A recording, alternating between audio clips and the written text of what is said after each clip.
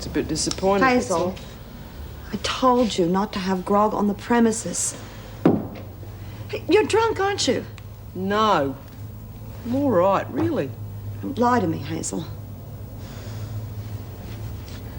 I was a bit nervous about going to the interview, so I had a few to relax me. That's all. A few thousand would be more like it. You didn't even go to that interview, did you? Of course I did. Now listen, you didn't have any money. Where'd you get the money for the booze? I mean, Hazel, what the hell's going on here? I wanted that job, Jude. I did. You've been real good to me and I appreciate it. Well, so what gives then? I just haven't been able to put a foot right since I got out. I can't hold down a job. There's no point. You've been told I lagged on you, right? Right. I was told the same. I'm no bloody lagger. Oh, and I am. Think again.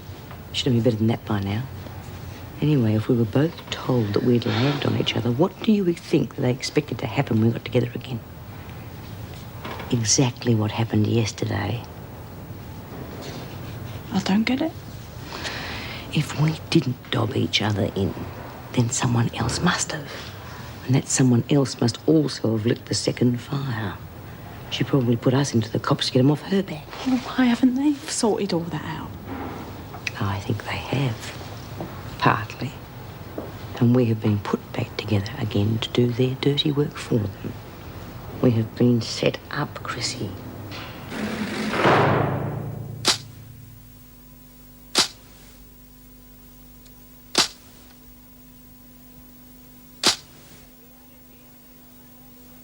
Lizzie, I don't think you should be smoking with all that material lying around. The stuff's made out of fiberglass, Mrs. Morris. It doesn't burn, it just melts. Already tried it, Gaffney. Of course not. I just know. All the same, I don't think we should take any chances. Keep an eye on Smith and Latham, will you? I'm going to reception. No more trouble, understand? Oh, don't you worry, Mrs. Morris. Everything's okay now. We just had our wires crossed, that's all. Or someone crossed them for us. Yeah. And God help them when I find out who it was. How are we going to handle it when we do find the bitch? Well, the way I figure it, we've got two choices. We either give them a taste of their own medicine, or we hand them over to the cops and clear ourselves of a murder rap. Taste of our own medicine? Hey, you're not thinking of setting fire to her, are you? Not really my style, is it? We've got to find her first, haven't we? On second thoughts, why don't we do both? Right. Pay them back ourselves, and then hand what's left over to the cops. I like it. I knew you would. I am not obliged. Oh, bastard! Oh, take it easy, love. Hazel's sleeping it off up there.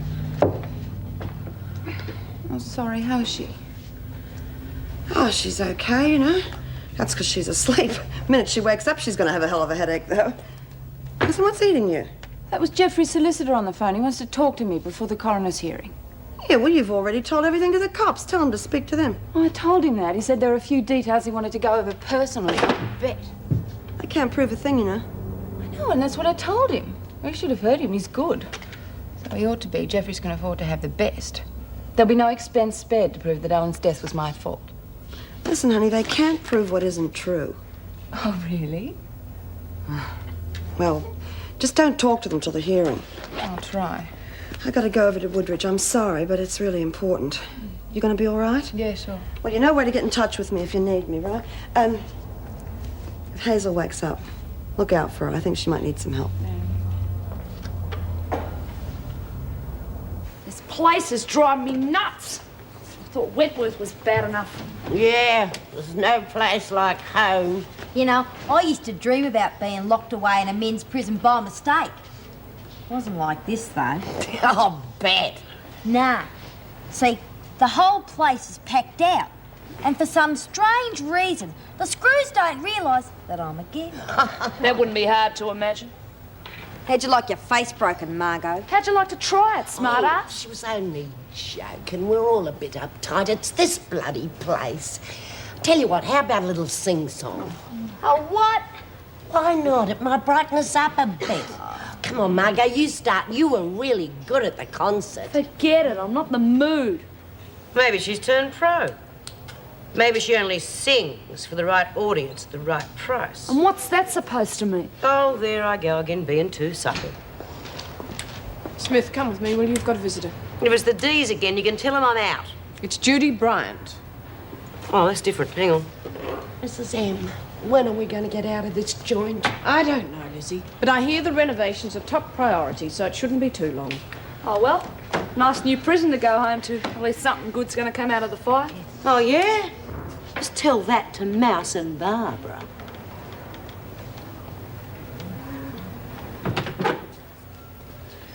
Oh, good day, stranger. How are you, love? How's it going? Compared to what? I heard about the charges. When's the hearing? I don't know. Well, do you have a solicitor? Not yet. I've had too many other things to think about.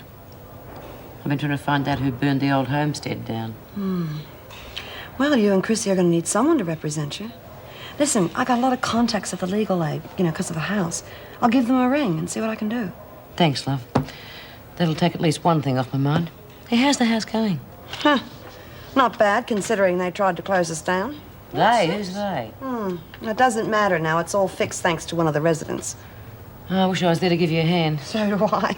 I'm running it on my own now. I could really use some help. Yeah, well, don't count any help from me. Not from about another lifetime, anyway. Oh, come on, love. You'll beat this rap. And you'll get your parole, too, I bet. No. It's not like the old days. Too many things have happened over the past couple of years. It's just getting harder and harder to stay on top. Speaking of the old days, guess who's turned up at the house? Hazel Kent. What's she doing there? I thought she'd got a job and settled down. Yeah, well, she did, but she blew it. You know, the poor kid, she's lost access to her kids. She's really been hitting the bottle. She laid one on last night. I know it sounds hard, but she's got to face up to it sooner or later. Yeah, well, those kids meant everything to her. I suppose the only thing I can do is just keep an eye on her and try and get her off the grog. Oh, what's the matter, Lizzie? Did you jab yourself? No, I've got bloody cramp. What's the matter, Lizzie? Oh, these rotten mail bags are giving me cramp.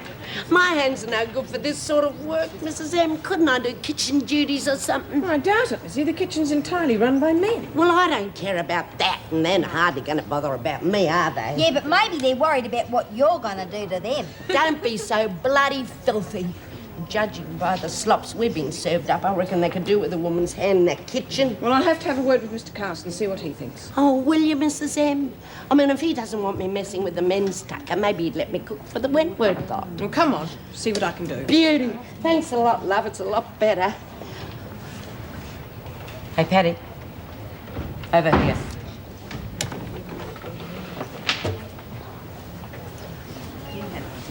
Yeah, what is it, Pete? Sit down. I want to ask you a few questions. What about? The fire. What about it? Well, what were you up to when the second fire started in the storeroom, eh?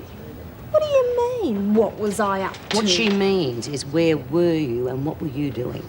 Wait a minute, you're not saying I lit it, are No, you? that's not what we're saying. We just thought you might have seen something to give us a lead. Well, I didn't. And I'm not going to sit here and take... Just a minute. Chrissy and I are being charged with arson and murder. The cops tried to make us believe that we'd lagged on each other, and we have just now found out that we were set up. So I don't give a stuff whose toes I stand on.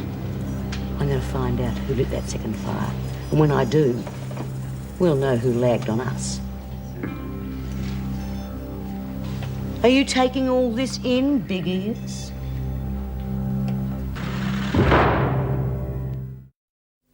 And so you didn't see anyone near the storeroom, either before the fire started or when the alarm went? No. Anyway, there was so much smoke and confusion, I doubt that anyone would have taken any notice. Oh, well, thanks anyway. Listen, keep your eyes and ears open just in case you see something or hear something that'll give us a